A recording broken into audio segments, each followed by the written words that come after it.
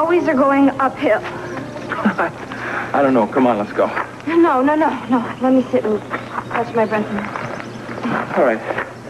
You got the grenade bracelets handy? Yeah. They go everywhere I do. Yeah. I love you. I love you, too. You know how dangerous this is. Yeah, I do. Well, you know, there's still time. What are you talking about? I'm saying there's still time to, catch the next raft for Port Charles. I can't believe you said that. There's no way we can do that, Luke. We have a commitment to Robert.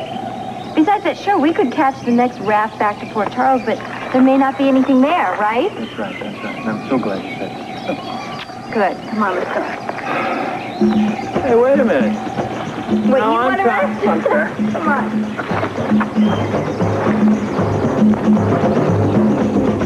Do you find our guard uniforms practical, Mr. Scorpio? Wouldn't go to war without one. Oh, you show very good taste.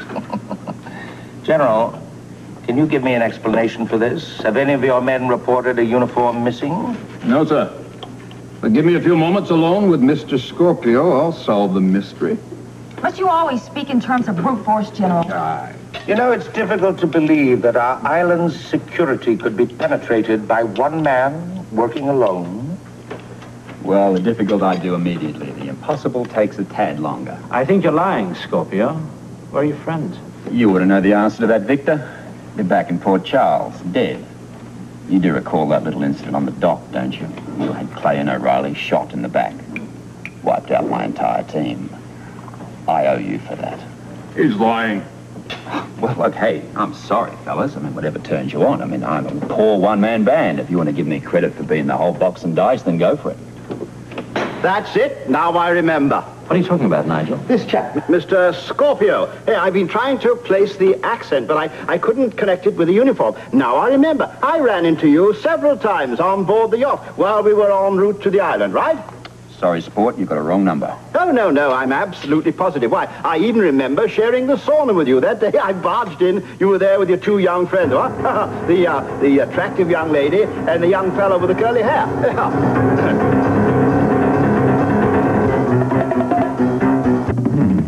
Don't you try your tricks on me, Mr. Scorpio. I'm sure you're the chap I remember on the boat. Yes, I'm absolutely positive it was you. Well, now, perhaps you'd care to change your story, Mr. Scorpio. Well, I've always said that when you've got your hand caught in the till... Out with it, Scorpio, the truth. Your friend there is absolutely right, Kalua. I was on board the boat. A stowaway. I must admit that the accommodations left a lot to be desired. Now it all makes sense. The crewman that was found unconscious, and the wires in the radio room that had been tampered with, and all the time I thought it was Max. Max wanted a larger piece of the pie. I had to terminate our arrangement. Arrangement? We were partners. At least it started out that way. And what about the others? I'm sorry, Mikkos. I can't give you a big finish. There are no others, just Max and me. And what if Max were to deny this alleged partnership? Then you'd have to make up your own mind as to who you wanted to believe. I believe Max over this scum. Oh, your loyalty is commendable, but it won't be necessary to bring Max into this. I think we'll find a solution when we've heard more about these two companions of yours in the sauna. Merely crew members. I mean, we hardly got to first name terms. Well, you seem jolly friendly. Well, what else do you do when you've got no clothes on? Quite right, actually, if you look at it from that point of view. You are either a very skillful liar, Mr. Scorpio, or a man who has wisely made peace with the inevitable. Well, we've at least narrowed it down a spot, haven't we? Well, this is all quite amusing, but I don't see what on earth you're so concerned about. The poor man's already confessed. I think they should end it. Well, in any case, I admire your courage, Mr. Scorpio. It's a shame you chose to be on the wrong side. Beginning to get that feeling myself. But you'll be useful, nevertheless. Glad I can be of service. Yes, once I've made contact with Balentine and let him hear your voice, then he will know that without his esteemed agent's help, he's lost all advantage. And then, finally, the world must capitulate. What about him? Oh, I found him to be a delightful guest. Although he did drop in rather unexpectedly. As to his ultimate disposition, I presume I may trust you to handle such matters. With great pleasure. And the name is Kaluga. With a small K or a capital K? Come in, Balentine. Do you hear me? Come in. This is Mikkos Cassidine. Do you read me? That's it. Stay on that frequency. Balentine, come in. How does Cassidine expect to talk to us when he louses up his own frequency with his lousy weather? Yeah, well, this is a stalemate. Each side trying to outbluff the other. Yes, and we're running out of time. It's below freezing out there. Mr. Balentine, I think we've made contact. This may be it. Yes, well, we're eyeball to eyeball, but we haven't backed down yet. Maybe Mikkos has come to his senses. You don't believe that? I'm ready to believe anything. Mikkos, do you read me? This is Balentine. Yes, Mr. Balentine. I read you quite well now. It's a pleasure to talk to you again. Look, can we save the pleasantries and let's get on with it? As you wish.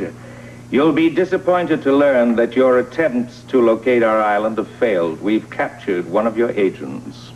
You're bluffing. Oh, no bluff. Please, listen carefully. You'd be wise to encourage them to accept my terms. Hello, Balentine. This is CK8. The surf's up, and you really ought to be here. That is Robert Scorpio. Could that be a trick? A recording or something? No. That's Scorpio. He wouldn't use his code designation unless it was a real emergency. Do you believe me now, Balentine? All right, Mikkos. Where does that leave us? At precisely the same point.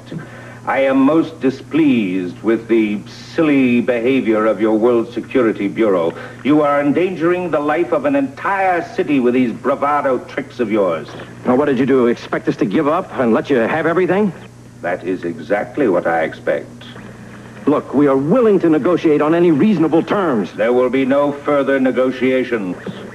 I have decided to move the deadline for freezing Port Charles solid by 12 hours. Did you hear that? You have 12 hours to agree to my terms. Mikkos, I have to check with Washington. There are countries that I have to notify. 12 hours to make your decision, Mr. Balentine, before Port Charles becomes a city of ice.